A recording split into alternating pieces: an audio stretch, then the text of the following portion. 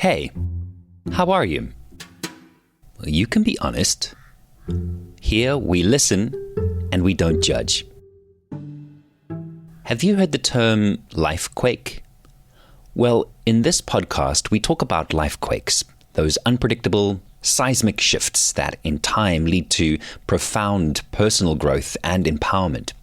And throughout this season, you can expect heartfelt stories that reveal both the joy and the discomfort of that unexpected change. Today's episode is a little different, but I think you're going to like it here. My name is Shaun, and this is Something Shifted.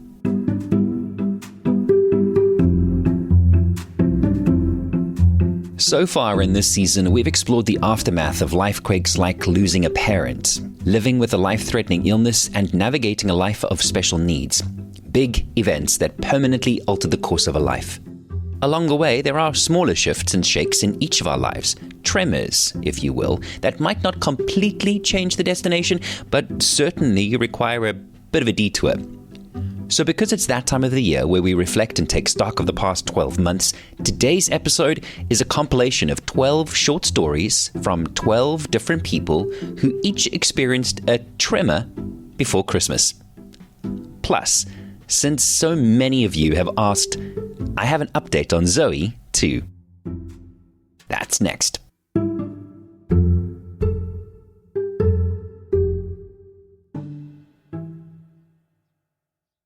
I lead a demanding lifestyle, and I'm very guilty of wanting more for less, especially when it comes to food. I want to feel like I'm eating restaurant food, but I don't want to leave my house. And I really don't want to organize a babysitter. I want to try new flavors, but I also don't want to spend money on ingredients that I might never use again. And let's be honest, I don't want to eat the same thing over and over, but I really don't have time to think about what we're going to eat for dinner every night. You know what I mean? Well, UCOOK changed all of that for us. We choose what we want to eat, and UCOOK delivers all of the ingredients perfectly portioned right to my door.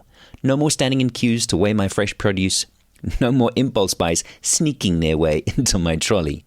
UCOOK is always adding new recipes to choose from, and I've even picked up some new skills thanks to those easy-to-follow recipe cards.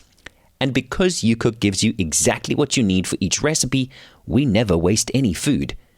UCOOK has been an absolute game changer for us because everything is just so simple.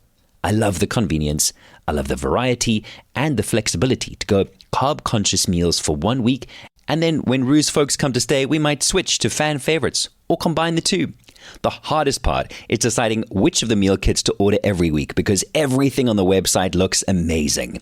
Meal kits, frozen crafts, desserts, weekend boxes, lunch boxes, pizza, wine, they've got it all. And you can have it all too. Go to ucook.co.za and use my code #shift50 and get a whopping 50% off your first order. That's right, shifters. Go get it. That's ucook.co.za and use the code #shift50 at checkout, exclusive to Something Shifted listeners, and get 50% off your first order.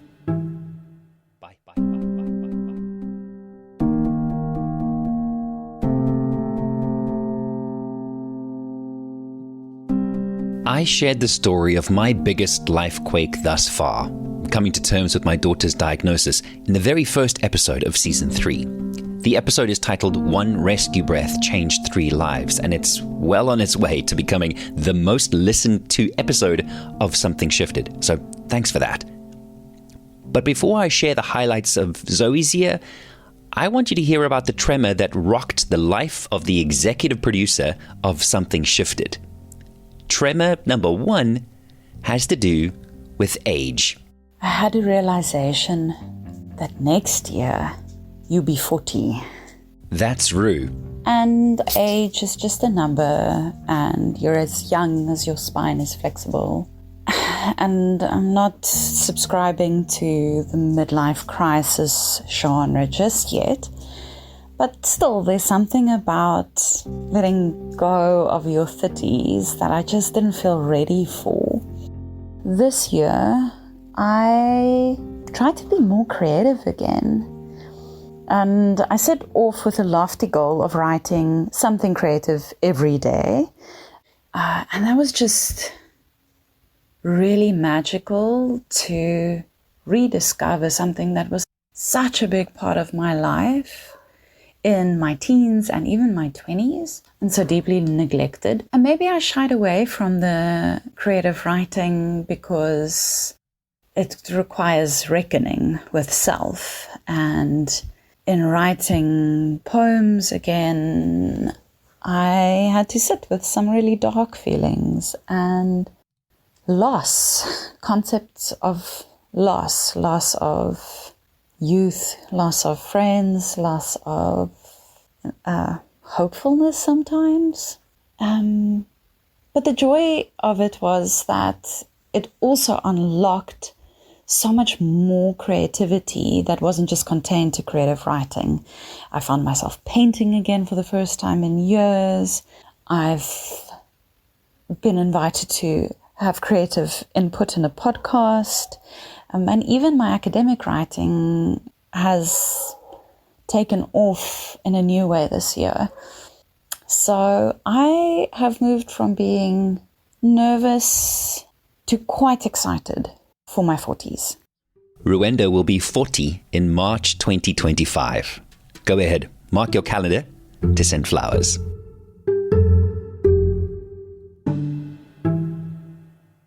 We experience tremors, those ups and downs of life at varying degrees of intensity. And while Ru reckoned reconnecting with herself, so too did Kamini. The thing about creativity is that it starts out, for many, as a hobby, something you just do for fun. But then what happens when the thing you do for fun, say, making delicious food, becomes the thing that defines you? Well, that's exactly what happened to Kamini after she won MasterChef SA 11 years ago. From that moment on, I was able to make a living out of what was a hobby or passion.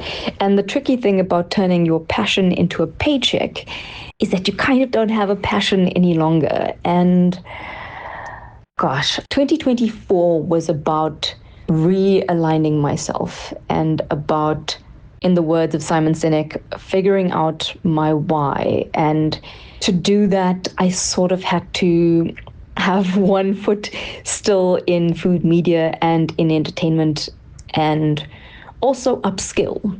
So this year I wrote my very first cookbook, which will be out in March 2025. And I studied a master's in psychology. As someone with an adult diagnosis of ADHD, feeling smart has not really come naturally to me. So I actually just received this yesterday that I have the master's. To be quite honest, I don't know how I'm going to merge the worlds of food TV and cookbook with the psychology next step, but 2024 was about proving to myself that I was able to shine in spaces that I have never felt particularly strong in. And it allowed me to sort of dare to think of myself differently. Because winning MasterChef is quite boxing in many ways. And I hope in 2025 I am able to step out of that box and into something, and into a side of myself that's a lot more honest and validating and truthful. Kamini Pather isn't always in the kitchen or behind a book. You might catch a glimpse of her walking her dog Tuxedo or running the hills of Cape Town.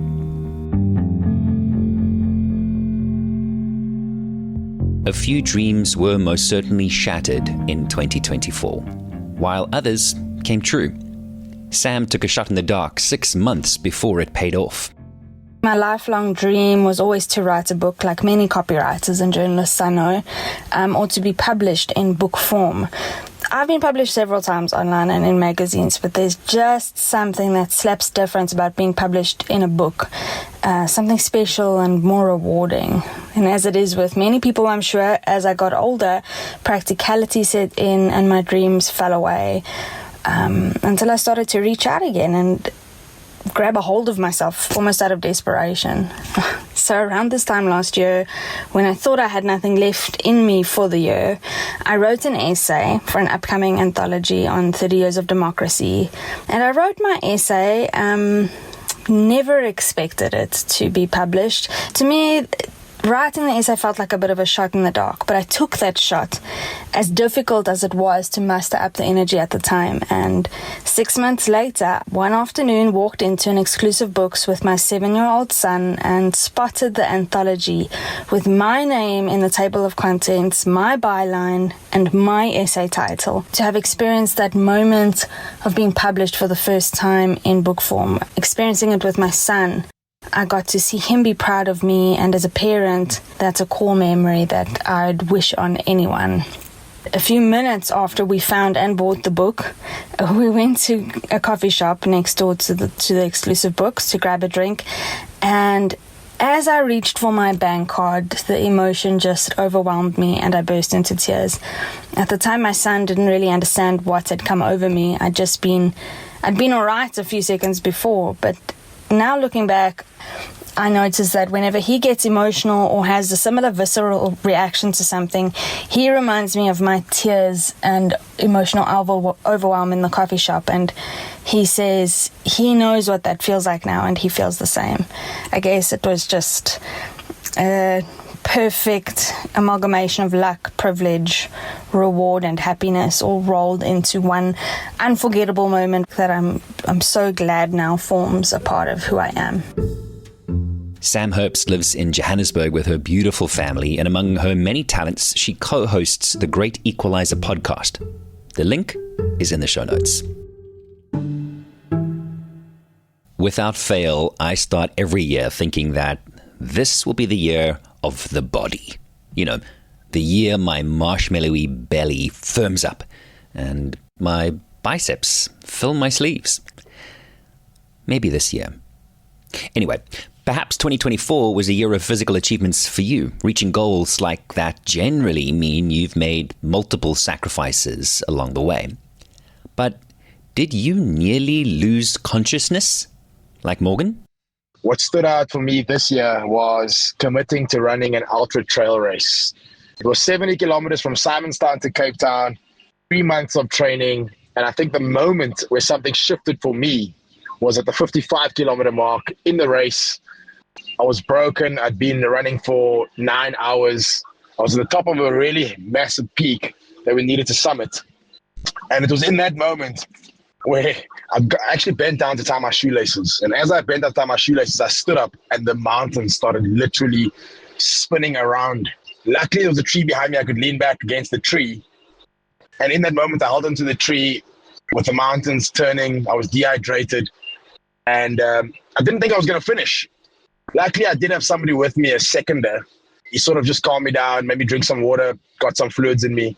And I ended up making it to the finish line after 11 hours and 45 minutes or something silly.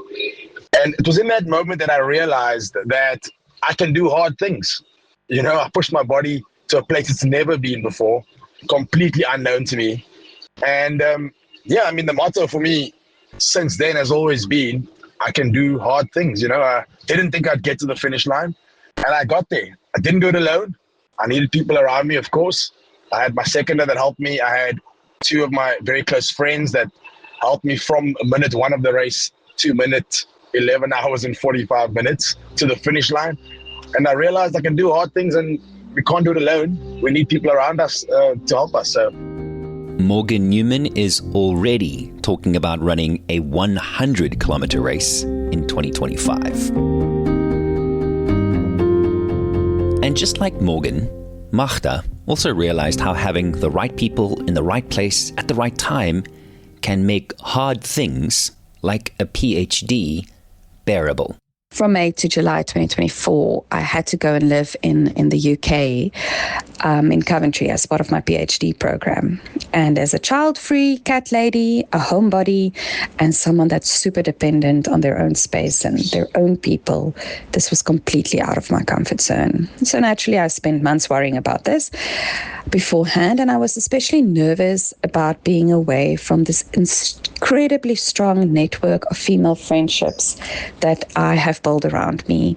And I rely so heavily on them for support and just overall sanity and just for getting through life.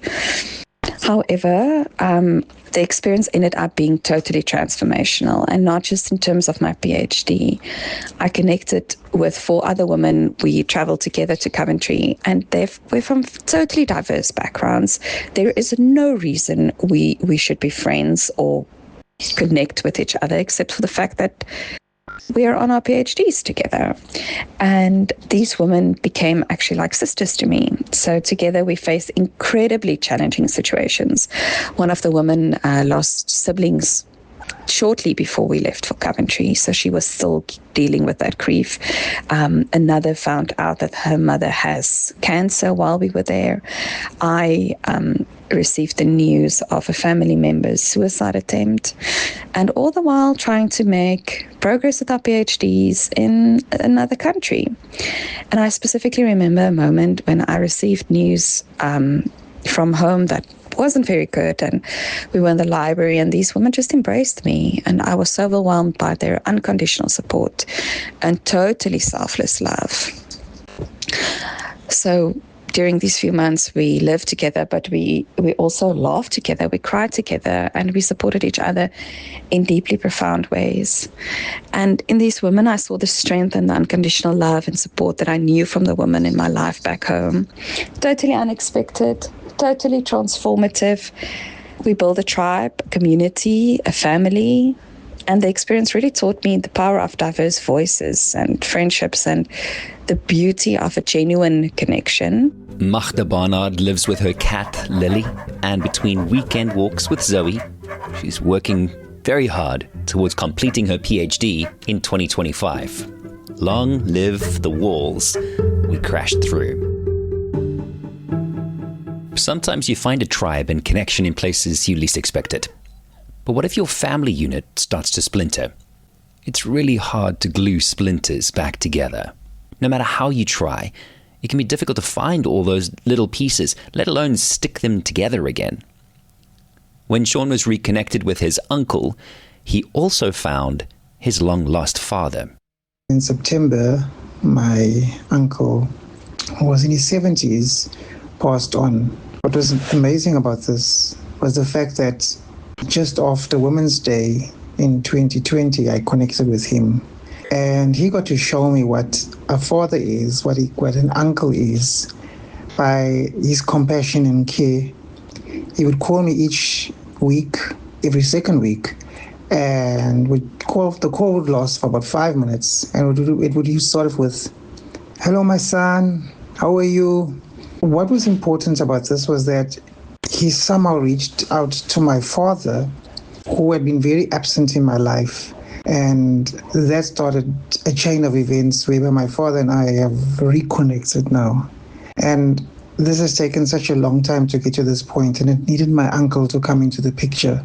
And what that has done is unconsciously got me starting to help young men in our program to connect. So informally, I am mentoring them, and I realize it's that connection to a father figure and the loss that I had had, and this is perhaps something that I'm offering them. It's in its infant stage, but hopefully will be impactful and meaningful for them. Shaun Dunn is the cool uncle, often hiking and exploring the wonderful connection we share with nature.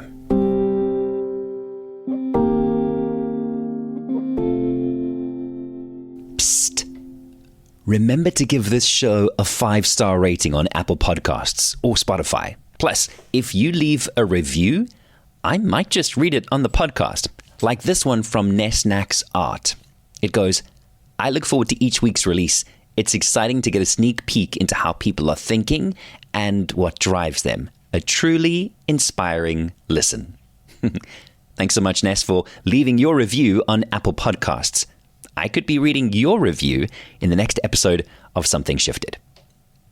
All right, back to the 12 tremors before Christmas. Sometimes a tremor is external and can be recognized by others, be it in health or fitness or work-related. Often other people can see it in your behavior. But sometimes tremors are yours to deal with alone.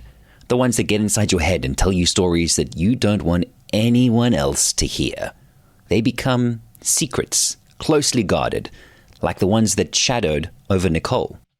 This year, I published 2 books. One I co-authored, and it was called Killer Stories. Although the run-up to a book being published is always stressful, and let me tell you, imposter syndrome is very real every single time, this one was different. In the book, I'd revealed some personal information about my childhood and my family of origin that I'd never shared publicly.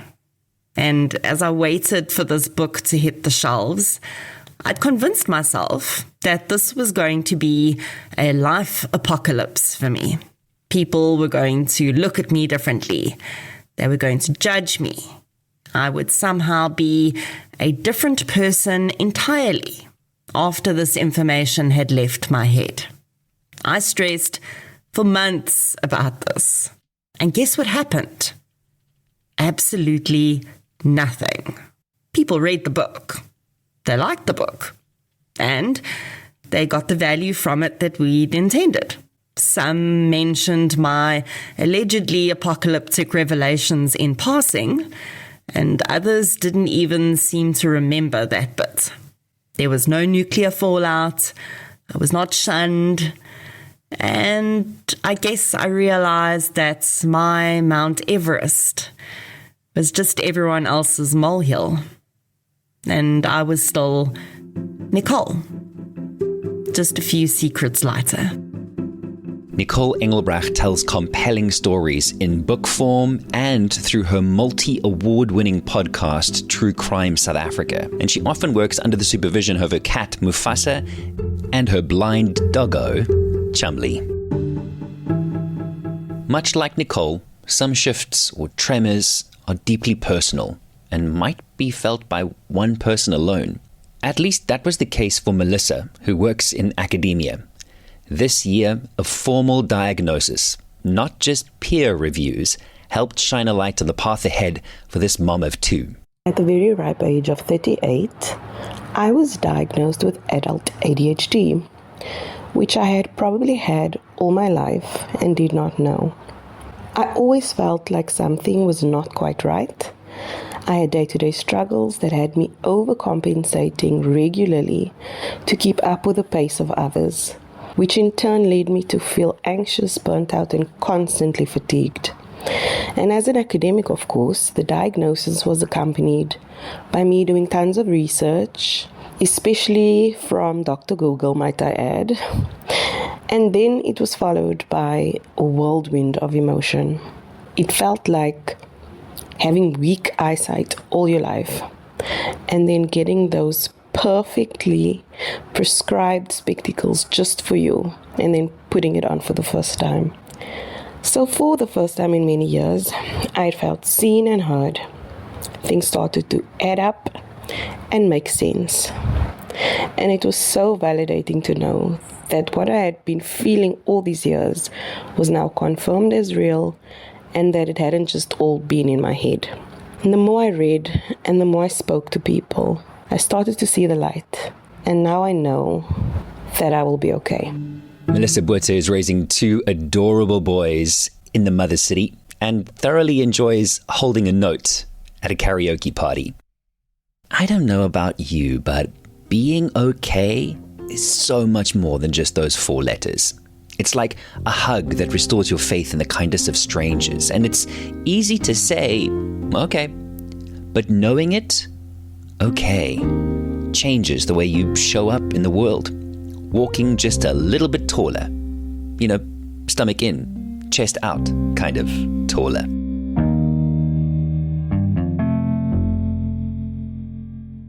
We both know that change is hard, especially because it can be so exhausting. When things don't go according to plan, and you need to have your wits about you and navigate those unfamiliar paths. And you need to let go of the picture that you had of where you thought you would be so that you can make sense of the map that's now in your hands. Well, Terence and Julie had a very clear plan. They'd mapped out how they wanted the birth of their 3rd child to go. They already have 2 kids, and they made a podcast about the decision process behind having a third. Part of that discussion was the experience of natural childbirth. We were hoping that this time she would be able to go through a VBAC, which was a vaginal birth after cesarean. We really wanted her to experience that kind of childbirth. It's something that she's always kind of wanted to experience, and I really wanted that for her, so we were really pushing for that.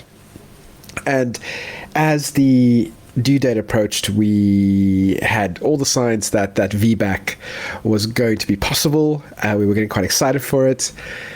But then the due date approached and arrived, and then the due date passed, and the due date kept going further and further away.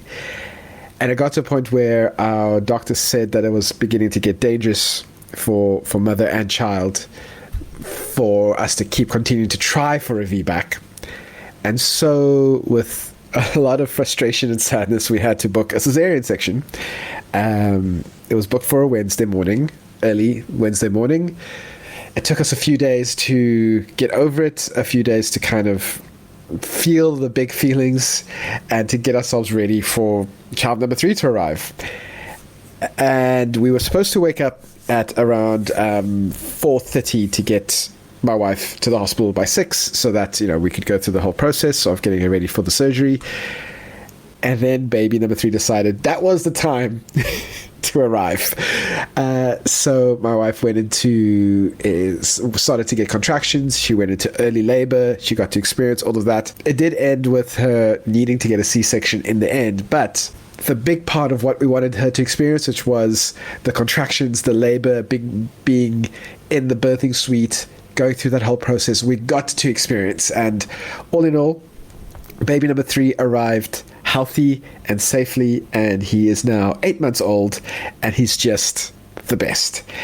Quite frankly, we no longer care how he arrived, but we're glad that he's here. Terence Mentor is wildly creative and the most fatherly father that ever did father. His 3 boys and wife Julie are blessed to have Afro Daddy in their lives.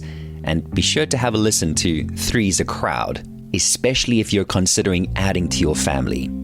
The link is in the show notes.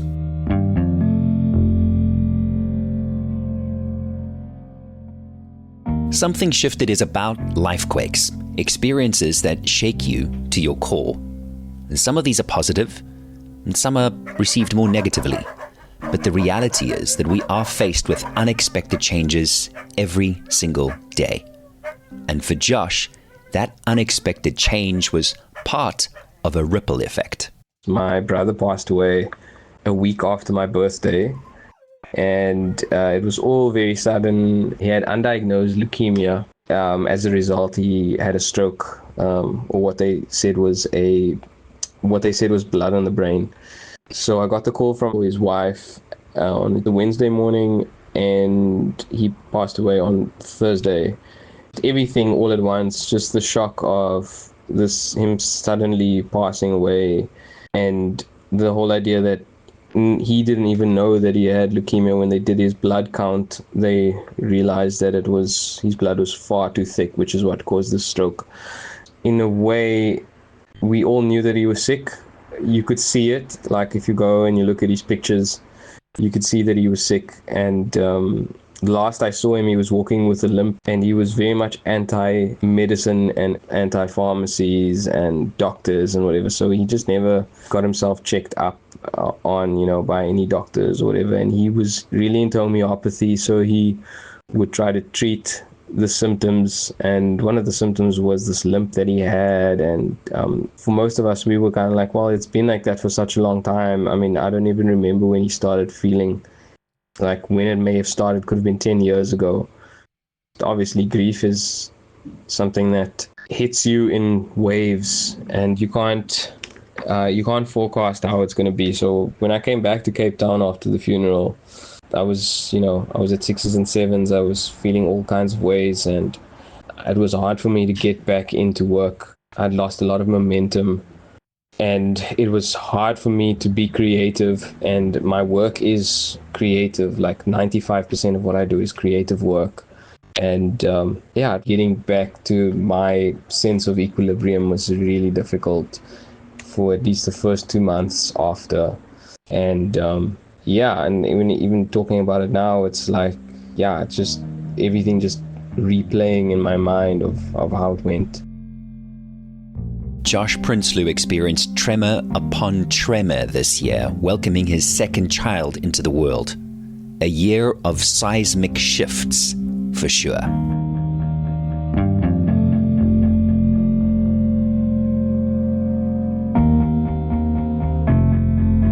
I've been trying to do the math, and I think I first came across the work Ross was doing about 9, maybe 10 years ago. He attracted a lot of attention with his blend of origami and stop animation over the years. His origami had gotten so popular that a friend had quipped, "You're like everywhere, like white on rice." And that's how the name for his freelance business took shape. Unlike many of us, though, Ross has made friends with change and has embraced pushing the boundaries of what can be done creatively with artificial intelligence. Essentially, I was a freelance animator and freelance creative, doing my thing. But for the longest time, I'd always wanted to be part of a company where it wasn't just me. And I was always trying to reach out to people that I was hoping could become that person for me, someone that could potentially mentor me, someone who was already successful, someone who had access to a bit larger network, someone who had access to money. And in doing that, I was actively trying to manifest that and create that for myself.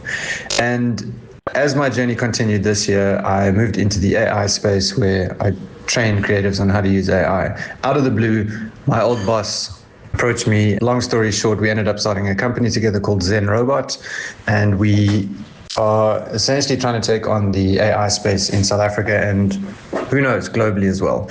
For me, that was a pivotal moment in realizing once again that if you put intention out there to try and create something for yourself, the manifestation of it might come in some random way, shape or form. Ross Symons, white on rice, recently became a dad for the first time too. What a year.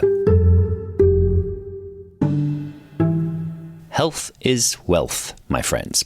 We often take it for granted.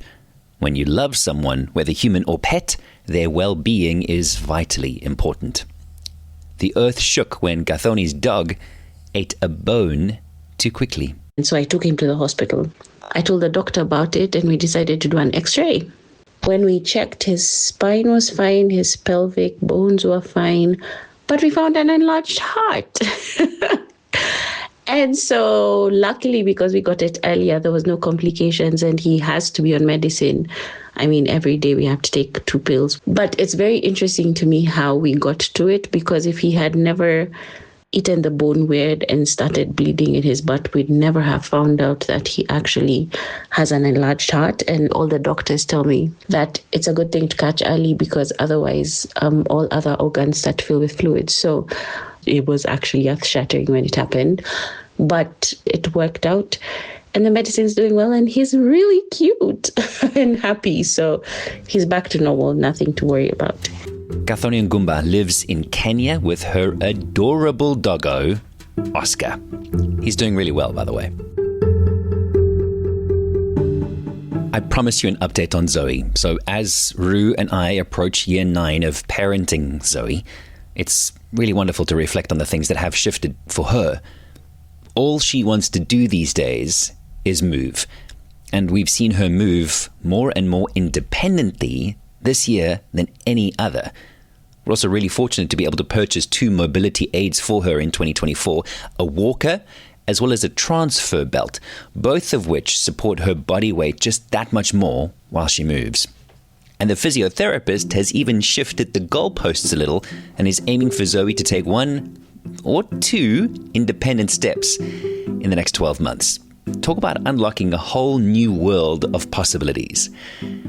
Yeah, be sure to check in with us and see how that's going, because baby-proofing a house, never done that before. Anyway, being still is such a beautiful thing. Still long enough to realize that you're vibrating on a frequency that is just outside of your zone of genius. Being still the way Zoraida spoke about it in a previous episode, allows us to go within and reconnect with ourselves. The end of a year is often when we try and reflect, but I know I'm really guilty of doing it really flippantly. So I want to encourage us both to prioritize getting still and taking stock of all that we have survived. We can do hard things, but we can't do them alone. And may we be aware enough to help others tackle their hard things too. We're starting the Shift Club, and I want to invite you to be the first to join. We're planning perks, some merch, and a chance to connect with people like you and me. The link is in the show notes. Follow Something Shifted on Apple Podcasts or your favorite podcast player, and be sure to share this episode with your friends and family. And remember to use my code #SHIFT50 at checkout when you place your order on UCOOK.co.za, and you'll get 50% off your first order. You can find me on Instagram at Shaun Loots, and my mailing list is 321 Shift, out every second Sunday. Gives you 3 things for your mind, 2 things for your body, and 1 thing for your soul, plus a few little fun surprises along the way. Links to all of the shows and books and things I mentioned throughout this episode are in the show notes. As always, a very big thank you to my executive producer, my wife, Ruenda Loots, and to you for always believing in possibilities. My name is Shaun, and this is Something Shifted. See you in 2 weeks. Bye.